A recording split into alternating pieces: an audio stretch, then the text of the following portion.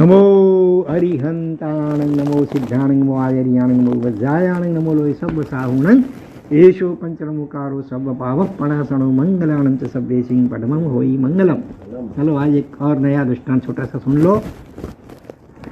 दो व्यापारी थे, पैसा कमाने के लिए वो दोनों मिल करके परदेश जा रहे थे।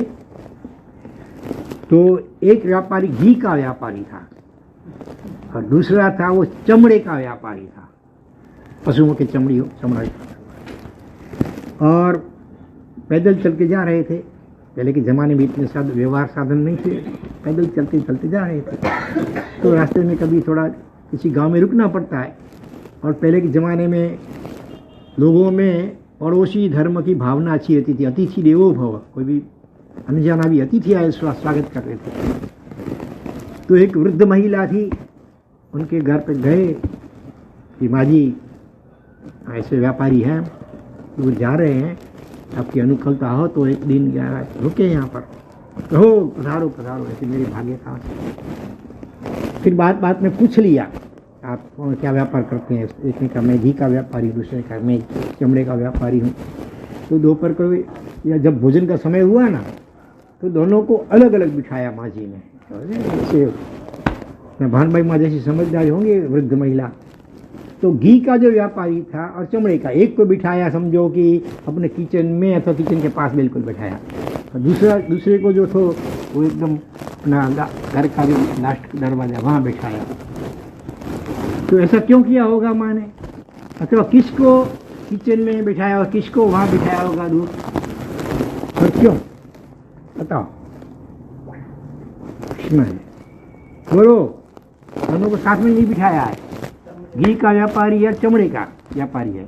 किसको किचन में बैठाया, रसोड़े में, अपना रसोड़े के एकदम पास में, और किसको दूर बैठाया, रसोड़े में घी वाले को रसोड़े के। बरोबर है, सभी का यही जवाब होगा। ठीक है सर, मान लिया, ऐसा ही हुआ, समझ लो। फिर दूसरे दिन वो आगे निकल गए, फिर किसी गांव नगर में गए, व्यापार किया। कुछ दिनों के बाद वापिस लौट रहे हैं, फिर इसी महिला के घर पे आए रुकने के लिए। लेकिन इस बार महिला ने उल्टा किया, चमड़े के व्यापारी को किचन के पास बैठाया और घी के व्यापारी को दूर बिठाया।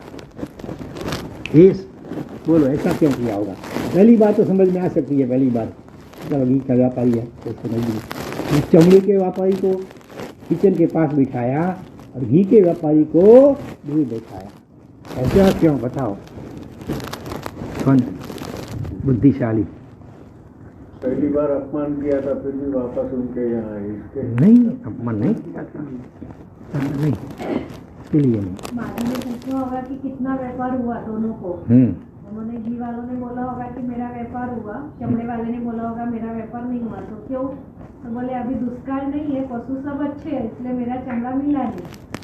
तो माजी ने बोला इसलिए लोग से घी का। आपने सुना है ये दृष्टांत पहले कहीं नहीं सुना है? अच्छी बात है, आपका जवाब सही उत्तर से नजदीक का है बिल्कुल। तो सुनो, अभी दोनों की सोच जब जा रहे थे ना, तो घी वाले को क्यों आगे बिठा, उसकी सोच अच्छी थी। घी का व्यापार इसलिए नहीं, उसके दिमाग में क्या चलता होगा कि जहाँ मैं जा रहा हूँ वहाँ सुकाल हुआ हो तो अच्छा, बारिश अच्छी गिरी हो तो अच्छा, तो घास वगैरह कुछ ज़्यादा हो तो पशुओं गाय वगैरह दूध भी ज़्यादा दूध दें तो मुझे ही सस्ते ही नहीं मिल जाए। चमड़े का व्यापारी क्या सोच रहा था जाते समय कि जहाँ हम जा रहे हैं वहाँ दुष्काल हुआ हो तो अच्छा, हाँ पानी नहीं हो तो पशु बहुत मरे हैं तो चमड़ा सस्ता मिले।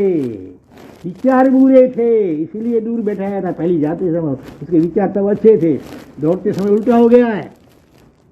घी वाला व्यापारी सोच रहा है अपने गांव में जहाँ जाते हैं वहाँ दुष्काल पड़ा हो तो अच्छा, तो घी के दाम अच्छे मिले, पशु दूध कम देवे नहीं मिले तो घी महंगा बिके। अपना विचार अभी गलत चल रहे थे, इसके लिए उसको दूर बिठाया। और चमड़े का व्यापारी क्या सोच रहा था कि जहाँ अभी अपने गांव में सुकाल हो, अच्छी बारिश हुई हो तो अच्छा हो, तो पशु जल्दी कोई मरे ही नहीं, तो मेरा चमड़ा जो है वो इसका दाम अच्छा आवे। तो ये भाव की बात है। विचार, शरीर से क्या कर रहे हैं, वाणी से क्या बोल रहे हैं, ये थोड़ा गौण है। दिमाग में भाव क्या, विचार क्या चल रहे हैं, वो महत्व की बात है। चलो एक और दृष्टांत याद आ गया और भी ले लेते हैं, अकबर और बीरबल के स्वप्न का दृष्टांत। अरे समझ गए ना। एक बार अकबर बादशाह ने बीरबल की मजाक खिल्ली उड़ाने की सोच ली। ऐसे बीरबल बहुत बुद्धिशाली था, लेकिन बादशाह को विचार आया आज चलो आज इसका जरा परीक्षा लेते हैं। तो जब पूरी सभा भरी हुई थी तब अकबर बादशाह ने एक बात बनाई। क्या कहा, बीरबल आज मुझे बहुत बड़ा एक विचित्र सपना आया रात को। हुजूर क्या सपना आया? नहीं वो रहने दो, वो कहने जैसी बात नहीं है। मोड़ भैया तो गाल में कहीं तुमको बुरा लग जाएगा। नहीं ऐसी कोई बात नहीं, आप बोले मुझे क्यों बुरा लगेगा, बोलिए जो भी हो बता बोल दीजिए। मन में समझ गया बीरबल कि कुछ बात बनाने वाला है, कोई बात नहीं है। तो अकबर बादशाह ने कहा हम दोनों स्वप्न में अलग अलग घोड़े पर बैठ करके पूर्व वेग से तेजी से घोड़े को भगा रहे थे। अचानक रास्ते में वो गड्ढे आए, गड्ढा कुंड आए, दोनों घोड़े के साथ अलग अलग कुंड में गिर गए। तुम जिस गड्ढे में गिरे वो पूरा निष्ठा से भरा हुआ था, और मैं जिस गड्ढे में गिरा क्या बाबू इस तरह से भरा हुआ था। सारी सभा उसमें हंसने लगे। आज अकबर बादशाह ने बीरबल की पतंग बराबर काटी है। तो सब लोग धीरे धीरे मन में हंसने लगे, तो बीरबल तो जोर से हंसने लगा और चुप हो गए। अरे बीरबल को तो उसका मुंह इतना हो जाना चाहिए था, हंस रहा है, क्या बात है? मैं पूछा तुम क्या हंस रहे हो? राजन आपकी बात बिल्कुल सही है, सही है। हाँ बिल्कुल सही है, लेकिन मेरा स्वप्न थोड़ा आगे चला। क्या हुआ आगे? राजा रहने दीजिए, वो बात जैसे नहीं है, आपको कहीं बुरा लग जाएगा। नहीं बुरा नहीं लगेगा, आप मुझे अभय वचन दो तो मैं बताऊँ, नहीं तो नहीं बताऊँ। ठीक है जाओ, दिया अभय वचन, बोलो क्या हुआ आगे? मैंने ये सही था बात, हम दोनों जा रहे थे घोड़े पे, दोनों गिर गए। तुम विष्ठा के में गिरे, मैं चित्र के कुंड में गिरा। हाँ बिल्कुल सही बात है, लेकिन मेरा सोच थोड़ा आगे चला। आगे निकल के क्या हुआ, हम दोनों क्या किया मालूम है? नहीं मालूम, एक दूसरों को भेंट पड़े और अपनी अपनी जीभ बाहर निकाल करके एक दूसरे के शरीर को चाटने लगे। समझ गए? हाँ माने मैं इत्र को चाट रहा था, चावी ढुकड़ा पहले से वो अभय वचन ले लिया, नहीं तो राजा गुस्सा भी हो जाता। राजा को हुआ अरे मैंने कहा इसको शेर को बेचारा धरती फट जाए तो मैं चला जाऊँ सीता की तरह अंदर, ऐसा उसको हो गया। कांटो तो खून नहीं निकले, ऐसी स्थिति हो गई अकबर की। ऐसा बुद्धिशाली, लेकिन इस दृष्टांत का सार क्या है वो समझने जैसा है कि हम शरीर से कहाँ हैं, वो गौण बात है। शरीर से साधु हैं या गृहस्थ हैं या तो सब किसी ज्ञाति में जन्मे हैं, वो गौण बात है। हमारी रुचि क्या है, हम मन से क्या सोच रहे हैं, वो महत्व की बात है। मन से अच्छा सोच कर रहे हैं, मंदिर में बैठे हैं, उपास्य में बैठे हैं, लेकिन सोच संसार की पर चल रही है भीतर में, वो अच्छी बात नहीं है। और कभी मानो आप मजबूरी से रसोड़े में रसोई करनी कर रही है, वो उसको कर रहे हैं, लेकिन भाव अच्छे हैं तो आपका पुण्य बढ़ जाएगा। इधर मंदिर में तो पाप ज्यादा हो जाएगा अगर गलत सोचा तो। हाँ धर्म स्थान में जाकर के गलत सोचते हैं तो वो पाप इतना चिकना निक्का चीज हो जाता है कि बिना भोगे वो छूटता ही नहीं है। हाँ तीर्थ स्थान में जाते हैं आजकल लोग, काली चना या कहीं भी, और रास्ते में मोबाइल में इल्मी गाने सुनते जाते हैं, संसारी बातें करते जाते हैं, और कितना चिकना पाप कर्म हो जाएगा। जितना घर बैठ के ऐसा करते तो इतना पाप नहीं हो, जितना पाप तीर्थ स्थान में जाकर के फिर ऐसा गलत काम करते हैं, तो गलत सोचते हैं, गलत बोलते हैं, गलत सुनते हैं, तो ऐसा है। तो ऐसे दृष्टांत में दृष्टांत दो समझो थे, कोई गृहस्थ सत्संग में गए हैं, फिर सत्संग पूरा हुआ, हमारे सामने भगवान की पूजा सेवा का महत्व बताया होगा सत्संग प्रवचन में। तो एक ने नियम ले लिया कि मैं रोज़ पूजा करूँगा। पहले नहीं कर रहा था, अभी कभी कभार करता होगा, नियमित नहीं कर रहा, लेकिन उसने नियम लिया कि मैं रोज़ भगवान की पूजा करूँगा। दूसरा जो व्यापारी था अथवा जो आदमी, उसने वो नहीं ले पाया। तो दूसरा दिन हुआ सुबह, तो जिसने नियम लिया था पूजा करने का, तो वो पूजा तो कर रहा है मंदिर में, लेकिन फिर मन में पश्चाताप भी कर रहा है, अरे रे रे दुकान ग्राहक का समय हो गया है, तो मेरे जो ग्राहक हैं, दुकान मेरी बंद पड़ी होगी तो उसी के पास चले जाएंगे, अरे मैंने ये क्यों नियम लिया। ठीक है, नियम लिया तो पालना पड़ता है। तो नियम लिया तो अच्छी बात है, पूजा कर रहा है अच्छी बात है, लेकिन पश्चाताप कर रहा है तो पापानुबंधी पुण्य। पूजा करता है तो पुण्य तो होगा, लेकिन साथ में पश्चाताप कर रहा है तो अनुबंध पाप का बढ़ जाएगा।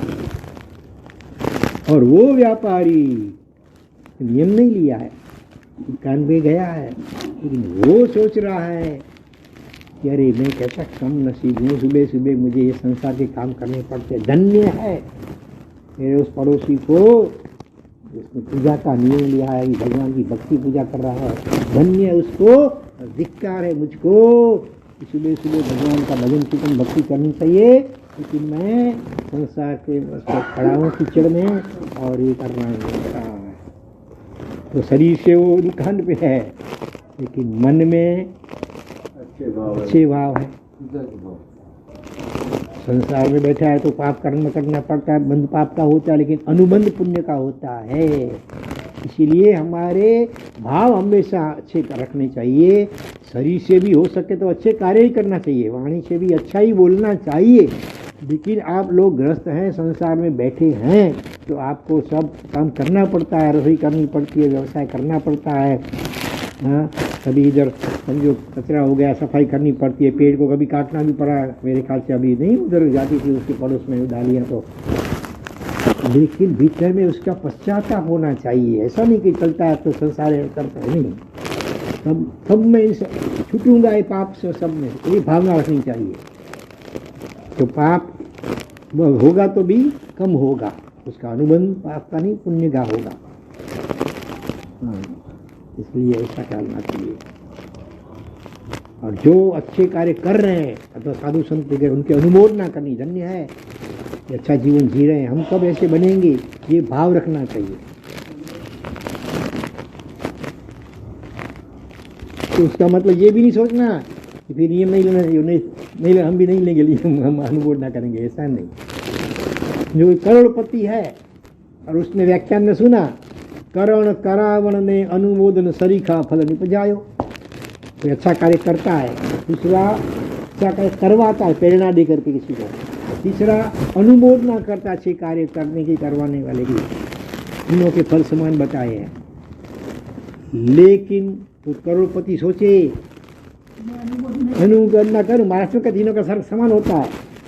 तो मैं नागेश भाई दान देते हैं, सुबह उधर जाते हैं, आगासी जाकर के पूजा स्नात भक्त करते हैं, अनुमोदना करूँगा मैं। बाकी मैं तो मंदिर पास में मंदिर वहीं भी जाता नहीं है, और वो बोलता है कि मैं नागेश भाई की अनुमोदना करूँगा, तो ये अनुमोदना सम्यक नहीं होगी, सच्ची नहीं होगी, लुप्ती होगी, कोरी होगी, सच्ची नहीं होगी। यथाशक्ति अच्छे कार्य करो, पहले करण फिर करावण, फिर अनुमोदन की बात है। यथाशक्ति अच्छे कार्य करो, फिर दूसरे अभी शक्ति है अपने वचन शक्ति, तो किसी को प्रेरणा लेकर के करवाओ अच्छे कार्य उनके, फिर अनुमोदना करो। दुनिया भर में कितने अच्छे कार्य हो रहे हैं, तो वो अनुमोदना सच्ची अथवा सम्यक होगी। शक्ति होते हुए भी अच्छे कार्य करते नहीं, आलस प्रमाण करते हैं, और फिर बोले हम अनुमोदना करेंगे, वो अनुमोदना सम्यक नहीं होगी। दीपचंद भाई गाड़ी हो गई, रोज का 5 लाख का दान देते थे हर रोज, वो भी 1 नंबर का 2 नंबर का नहीं। जो वकील बैरिस्टर थे और अपने बच्चों को बेटों को भी कहा ऐसे भगवान को प्रार्थना करो, मैं तो 5 लाख का, तुम 5 करोड़ का हर रोज दान दो। जैसे आपकी आज्ञा की भावना ही रखी, बेन 2 नंबर का नहीं 1 नंबर का। तो अपन तो इतना नहीं कर सकते, तो अनुमोदना ऐसे करनी चाहिए। धन्य है उनको 1 नंबर का देते हैं इतना दान। दुनिया भर में तो कितने अच्छे कार्य को हो रहे हैं, सोचें तो दिन 24 घंटे कम पड़े, अच्छे कार्य को याद करें जो चारों ओर कितने हो रहे हैं, कई प्रकार के हो रहे हैं। कोई दान दे रहा है, कोई शील ब्रह्मचर्य का छोटी उम्र में भी पालन कर रहा है, शादी करती हुई फिर भी ब्रह्मचर्य पालन करते हैं पहले से ही। ऐसे भी लोग आज हैं, पहले के ज़माने में तो हो गए भले विजय सेठानी, इस जमाने में भी ऐसे हैं। तो ऐसे कोई अनुमोदना करिए, कोई तपस्या कर रहे हैं कितनी बड़ी बड़ी, 180 उपवास, 360 होलियाँ वर्तमान आमिर कप की, ऐसी उनकी अनुमोदना करो। तो घंटों तक लगातार भगवान की पूजा सेवा भक्ति कर रहे हैं, सुबह सुबह 4-4 घंटे, ऐसे भी हैं। कोई अकेले आदमी ने स्वयं मंदिर बनाए, जैसे गीता स्मृति परिवार कितने की जगह पे मंदिर बनवाते हैं अच्छे और कई प्रकार के कार्य करते हैं, उपास्य बनवाते हैं, अम्बिलशाला बनवाते हैं, अकेले के। तो अनुमोदना करेंगे तो कितने साधु संत कई प्रकार की आराधना साधना कर रहे हैं, कोई ध्यान कर रहे हैं, कोई जप कर रहे हैं, खड़े खड़े कौशक कर रहे हैं। ऐसे अनुमोदना करने लग जाए ना तो पूरा दिन कन पड़े। हाँ, तो भावनगर में एक है, एक हो गया शरीर में कुछ बीमारी हुई थी, तो जुबान था लेकिन एकदम पराधीन था। जब खुशी रहता था, बीमारी होते हुए भी वो रोता नहीं था, इतनी अनुमोदना करता था सारा। सुबह हुआ, हाँ अभी इस समय में, हाँ 9 बजा है, ओ अभी तो कितनी जगह पे साधु संतों का प्रवचन चलता होगा, व्याख्यान चलता होगा, धन्य है। हाँ, वो व्याख्यान सुनने वालों को, व्याख्यान देने वालों को धन्य है। ऐसी अनुमोदना करता रहता है। ऊपर का समय हुआ है, हो अभी कितने साविकाएं महाराज को सुपात्र भिक्षा भराती होंगी, धन्य है उनको ऐसे अनुमोदना करते हैं। दोपहर का समय हो 3 बजे का, हो अभी कितने श्रावक साविकाएं घर पे सामायिक करते होंगे, स्वाध्याय करते होंगे, धन्य है अनुमोदना। शाम का समय, ओ अभी कितने प्रतिक्रमण करते होंगे, पश्चाताप में पापों का पश्चाताप करते हुए, धन्य है। रात का समय है, वो कितने साधु संत रात को भी साधना करते होंगे, ध्यान वगैरह की, धन्य है। ऐसे अनुमोदना ही करते हैं। उसके परिवार वाले मंदिर में जाते हैं ना, मंदिर में पत्रिका लगी होती है कि आज यहाँ दीक्षा होने वाली है, यहाँ प्रतिष्ठा, कभी होलसेल में दीक्षा आजकल होती है, मुहूर्त निकलते हैं, तो ये ऐसे जो समाचार मिलते हैं उनको बस उसकी परफेक्ट अनुमोदना करता है। तो ऐसी स्थिति में फिर एक बार उनका किसी संस्था की ओर से बहुमान रखा गया। ऐसी शरीर की स्थिति है पराधीन, फिर भी वो प्रतिक्रमण करता, प्रतिक्रमण का एक सूत्र सुनता। उस वक्त पंखा भी बंद करा देता, अभी पंखा नहीं करो क्या, प्रतिक्रमण नियम नहीं ले पाता था, क्योंकि तो बार लघु नीति कुछ भी हो जाए तो इसीलिए वो धर्मी भंत का पचखा नहीं ले पाता था। इसलिए फिर भी वो सूत्र सब बोलते, परिवार वाले सुनता है, कौशल वगैरह करता है और उनका बंद करवाता। तो जब देखो खुशी में, तो जब उसका बहुमान हुआ है ना, तो उसने सबको कहा, देखो आप लोग मेरी दया मत मेरे ऊपर करना कि बेचारा दुखी है, ऐसा है नहीं, मेरे जैसा कोई सुखी नहीं है, मैं एकदम खुशी में हूँ। ऐसा मुझे जैन धर्म मिला है, इसने मुझे सिखाया है कि अनुमोदना का भी इतना फल मिलता है। मैं कितना अनुमोदना से मुझे एकदम मन प्रसन्न रहता है, मैं जरा भी दुखी नहीं हूँ। अगर आपको कुछ अनुमोदना करनी है मेरी, आप संकल्प करो, मुझे देख करके अगले जन्म में मैंने कुछ पाप किया होगा, जीवों की हिंसा हत्या होगी, तब मुझे शरीर ऐसा मिला है बीमार। तो मेरे जीवन से आप सीखो, जितना भी हो हिंसा कम करो, शाकाहारी रहो बनो और व्यसन मत करो, बस ये सीखो। इसका संकल्प करोगे तो मुझे ये मेरा सच्चा बहुमान तो होगा। अब कुछ भी ऐसे संकल्प लो, अच्छे नियम करो कुछ न कुछ, वो मेरा बहुमान है। आप माला पहनाएंगे, साल उठाएंगे, वो ठीक है, व्यवहारिक बात है, लेकिन मुझे सच्ची खुशी तब होगी कि मेरे शरीर की स्थिति में से आप कुछ उपदेश ग्रहण करो कि कोई पाप नहीं करेंगे, पाप करना पड़ेगा कहीं तो पश्चाताप करेंगे, और यथाशक्ति कुछ न कुछ संकल्प लो पाप कम करने का और धर्म ज़्यादा करने का, तो वो मेरा सच्चा बहुमान है। बाकी तो मुझे आपकी दया आती है। आप में से कई कितने लोग जो भी कोई पाप करते हो या व्यसन करते होंगे, उसकी मुझे दया आती है। मेरी दया मत करना।